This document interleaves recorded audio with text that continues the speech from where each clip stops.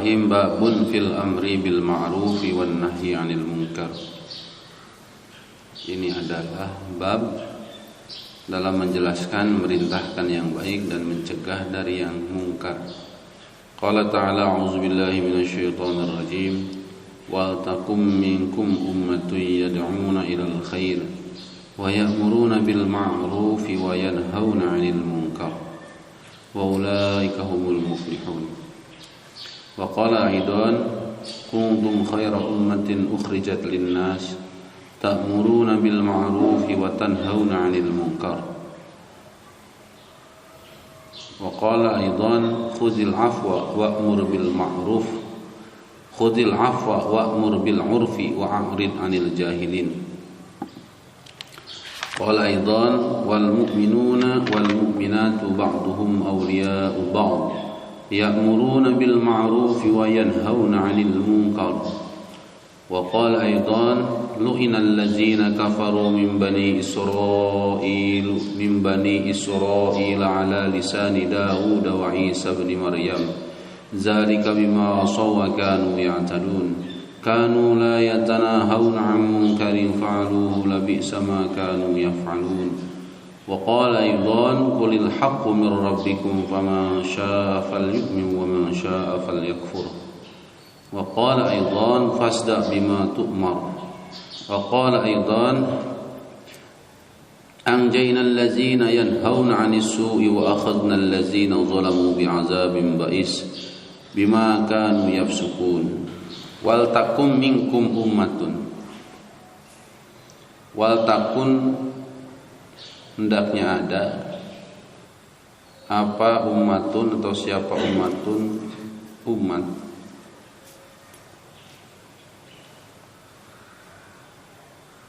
minkum nyatanya kalian.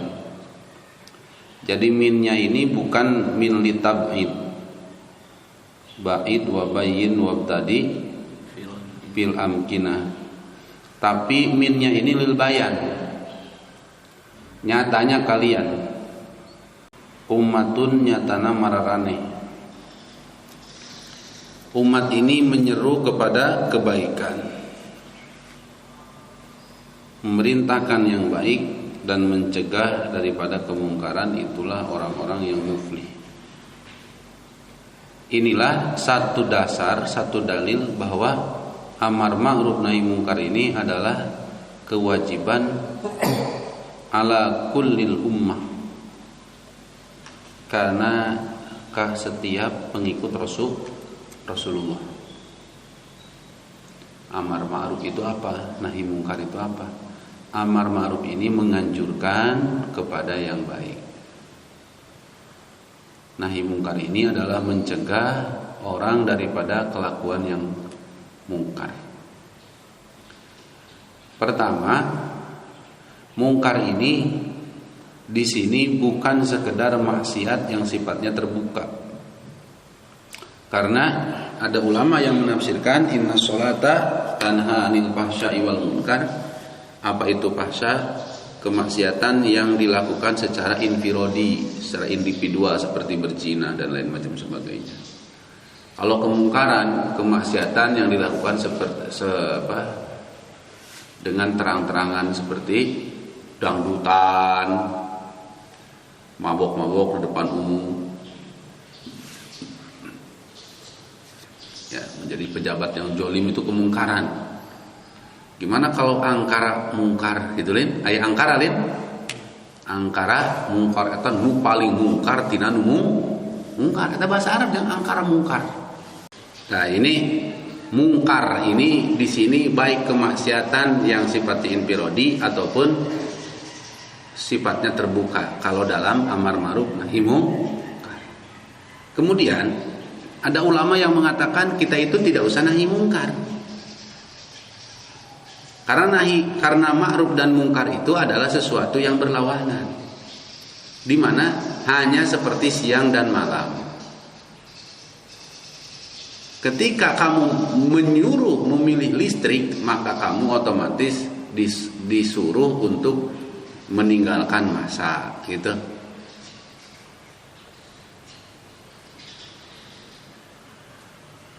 Ketika kita itu disuruh kamu ngaji malam ini, berarti nggak boleh siang. Perintah atas satu paradok adalah larangan terhadap paradoknya. Perintah atas satu perkara adalah larangan untuk paradoknya. Al-amru bil ma'ruf nahyun an diddihi. Merintah atas satu perkara itu sudah otomatis mencegah pada kemungkaran. Pada paradoknya kalau dalam ma'ruf adalah kemungkaran. Jadi kita sholat teu kudu diteureun maksiatna engke ki eureun ieu. Wa qul ja'al haq zaqal batil, bawa sholat. Dan kalau nahi mungkar orang lagi mabuk dihentikan, diubrak-abrik, ternyata kemungkarannya tidak henti. Yukhrijukum minaz zulumati ilan nur. Allah itu mengeluarkan kalian dari berbagai macam kegelapan menuju satu cahaya. Jadi saking hebat cahaya,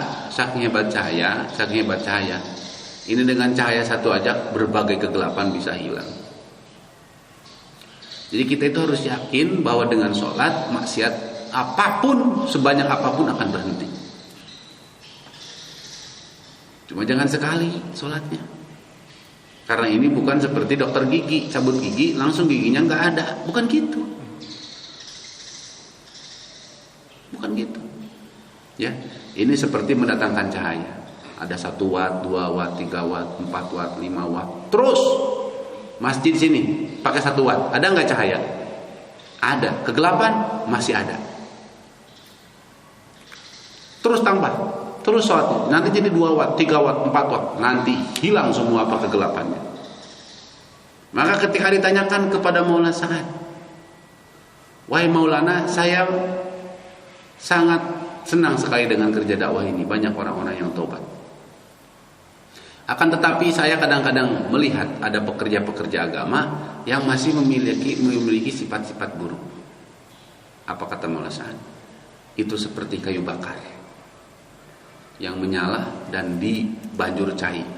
Meskipun apinya sudah tidak ada, kadang-kadang panas dan asapnya masih ada. Tapi moal sarua keur nalika hurung, ngerti? Mane we pan koplokna aya kene kadang-kadang nya dong. Sok kitu geus cikir 1 tahun 2 tahun gitu lin. Gitu. Kecuali si Ahmad geus bersihnya dong. Ada bersihnya. Geus tawajuh gitu. Nah, mana bersih? Nanti lampunya jadi 1000 watt.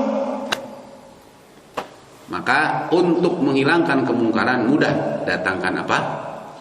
Kema'rufan. Suruh aja orang sholat.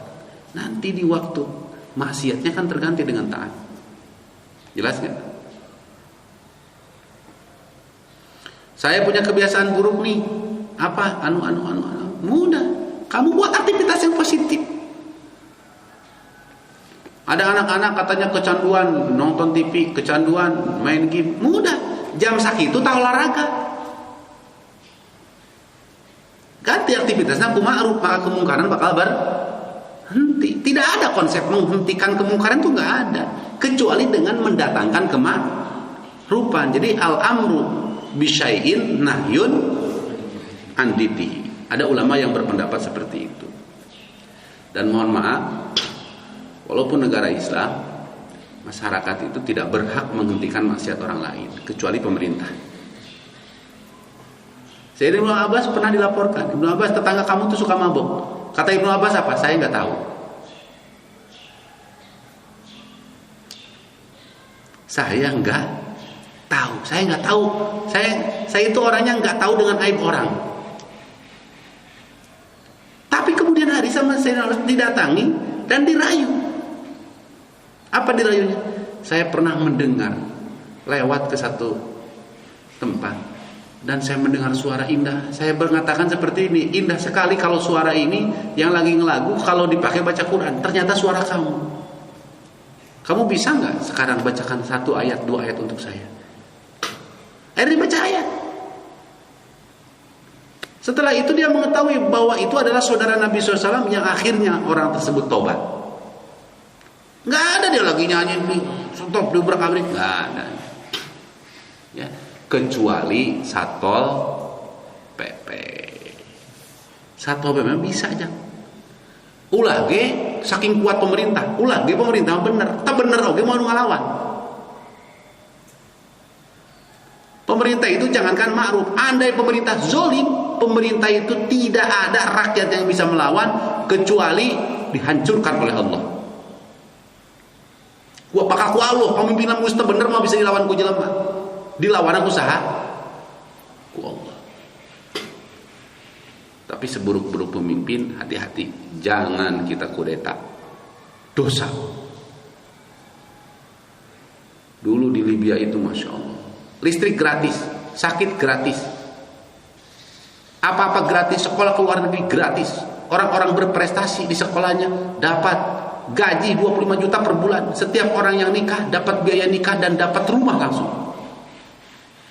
Bahkan kalau kalian main ke Sentul, ada itu Masjid Al-Jikro punyanya Ustaz Arifin Ilham. Dulu namanya Masjid Al-Qaddafi. Punya siapa? Punya Presiden Muhammad Al-Qaddafi.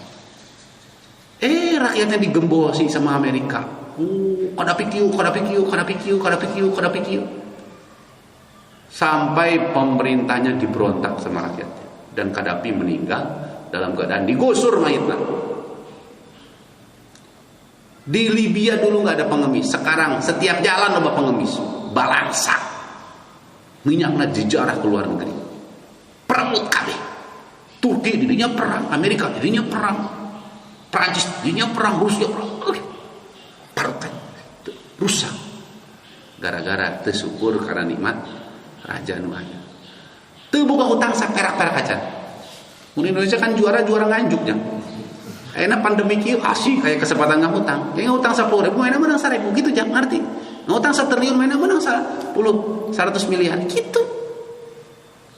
Di saat komisi nanti si kunyuk nu ngahutangkeun ongkos leasing enggak. Jelema nu baruga motor, nu baruga mobil tuh, nu dealer eta saenggeus naon? Saenggeus ngreditkeun ka konsumen mana menang pi ti bank. Jadi para pejabat anu ngahutang ke luar negeri ku Cina, ka Cina ka mana? Eta menang pi ti ngahutangkeun. Keren banget. Belanja naon yeuh? Wah, ayeuna Covid harus beli vaksin.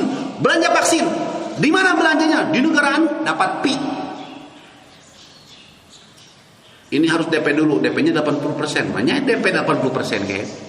DP mah 10%. Bener teu? Ini DP 80%. Perlier teh jelema meuli Covid ayeuna, meuli vaksin. Alhamdulillah ternyata banyak yang Covid dan gak mati. Saudara ada, teman ada.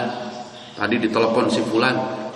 Sehat, alhamdulillah sana. Emang kunaon sih Covid sana? Oh. Alhamdulillah atas. Itu kan panas 1 hari dimaafkan dosa 1 tahun. Panas 3 hari dimaafkan dosa seumur hidup. Iya mah panas geus 7 poe. Kumaha coba ya? Dimaafkan jadi kita nyebutnya guys. Lain dimaafkan deui 10 tahun kumaha seumur. Alhamdulillah. Kunaon? Apa yang dirasa? Biasa aja, flu batuk gitu aja. Udah gitu cager. Minum apa? Habatus sauda es. Geus rahmat diberi kopi supaya berasari nya dong. Alhamdulillah baik-baik aja. Seorang di Indonesia yang positif totalitas sudah 800.000. Serem. Tapi yang cager 750.000. Yang cager berarti aya 500. Nu paeh 2.000 yang. Salila kurang lebih 1 tahun setengah. Tuh wajar we tadi kopi dan ge modar. Ieu saya memang suruh namparahe kan. Nanti tidak boleh lempang. Kenapa? Takut ditajong. Karena ada orang yang modar ditajong. Gitu. Haram sih naik motor. Kunaon sababna? Sabab aya nu maot naik motor. Haram naik mobil. Sabab aya nu maot gara-gara celakaan naik mobil. Ulah gara-gara sok paeh haju naon. Bahaya ararani ieu jelema jang. Naon maksudna ieu? Ku sieun-sieunna, ku sabab teu sieun ka Allah, maka ku Allah dijieun sieun ka makhluk Allah. Mun sieun ka Allah modar ge dicabuk malaikat lagi ku Nabi Musa lin. Cik lamun malaikat Israil orang nanggung eta jang ngomongna bagor cenah kitu lin. Kaget aing nyambut nyawa karak saumurna ieu jelema kieu. Dicabuk kuat coplok mata. Coba eta. Ku sabab sieun ka Allah ka malaikat Israil ge teu sieun. Ayeuna jelema ku sabab teu sieun ka Allah, ngalanggar teu salat, teu ieu, teu taat ka Allah, boga harta teu zakat, akhirna sieun ku Covid. Ya. Jadi kita itu wajib amar ma'ruf nahi. Kalau kita tidak amar ma'ruf nahi mungkar, maka Allah akan turunkan bencana.